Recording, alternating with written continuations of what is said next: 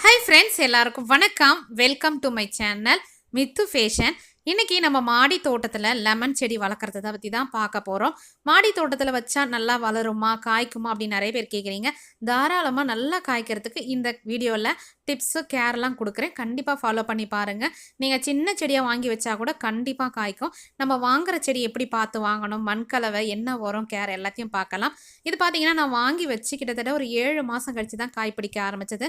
ஒருவேளை நீங்கள் நர்சரியில் வாங்குறீங்க அப்படின்னா கொஞ்சம் பூவோட காயோடு இருக்கா மாதிரி பார்த்து வாங்குறது ரொம்ப பெஸ்ட்டு. மாடி தோட்டத்துக்குன்னும் பொழுது ஒட்டு கன்று இருக்கு இல்லையா, ஏர் லேயரிங் மெத்தடில் இருக்கும் பாருங்கள், அந்த செடியை பார்த்து வாங்குறது ரொம்ப பெஸ்ட்டு.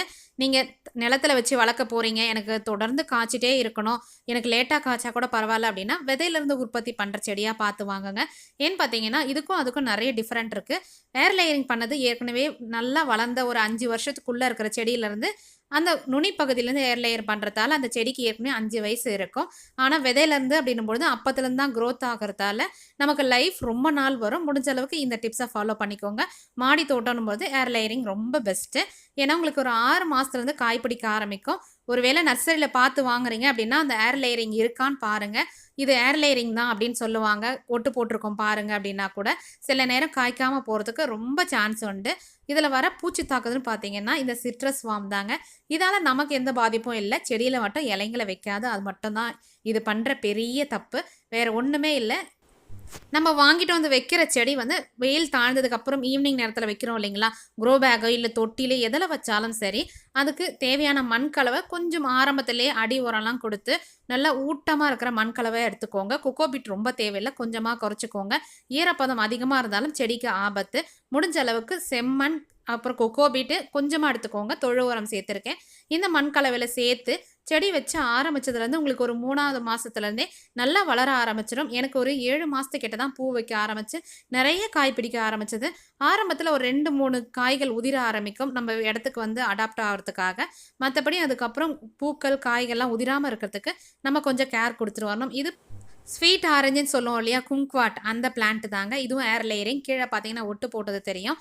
அதுலேருந்து வாங்கிட்டு வந்து வச்சதுலேருந்து வாங்கும்போது ஒரு பிஞ்சோடு தான் வாங்கியிருந்தேன். நிறைய பிஞ்சு பிடிக்க ஆரம்பித்தது. செடி சின்னதாக இருந்தாலுமே நல்லா பூத்துட்ருக்கு, காய்ச்சிட்டும் இருக்குது. தோலோடவே சாப்பிடலாம், ரொம்ப நல்லது. இதுக்கு நான் கொடுக்குற கேர் உரங்கள் பார்த்தீங்கன்னா முக்கியமாக யூமிக் ஆசிட் கொடுப்பேன், இல்லை கடற்பாசி லிக்விடாவோ இல்லை கிரானுல்ஸாவோ கொடுப்பேன்.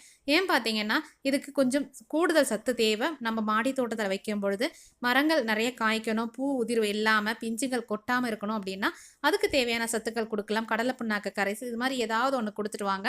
மீன் அமிலம் இதெல்லாம் கொடுக்கும்போது நல்ல ரிசல்ட் கிடைக்கும். இன்றைக்கி நான் யூமிக் ஆசிட் பார்த்தீங்கன்னா ஒரு 4 ml அளவுக்கு எடுத்து தண்ணியோட மிக்ஸ் பண்ணிவிட்டு நல்லா டைல்யூட் பண்ணிவிட்டு மண் பகுதியில் கொடுக்குறேன். இலை வழியாக யூமிக் பொறுத்த வரைக்கும் கொடுக்க வேண்டாம், மண் பகுதியில் கொடுங்க.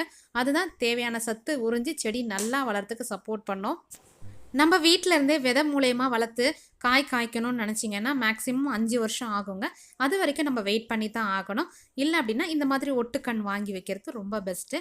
அடுத்தது பார்த்திங்கன்னா நிறைய பேர் என்னுடைய வீட்டில் இருக்குது, பூக்கவும் மாட்டுது காய்க்கவும் மாட்டுது அப்படின்னு சொல்லுவாங்க.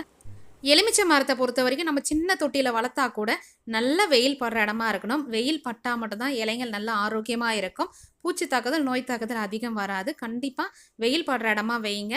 ஆரம்பத்தில் எடுத்தவொடனே ரொம்ப பெரிய தொட்டிலையும் வைக்க தேவையில்லை. ஆனால் செடி வளர்ந்ததுக்கப்புறம் நல்ல ஒரு பெரிய தொட்டியில் வைங்க. ஏன்னு பார்த்தீங்கன்னா வேர் நிறையவே போக ஆரம்பிக்கும். நிறைய காய்க்கணும் அப்படின்னா செடிக்கு நிறைய பக்க கிளைங்களை உற்பத்தி பண்ணுங்கள்.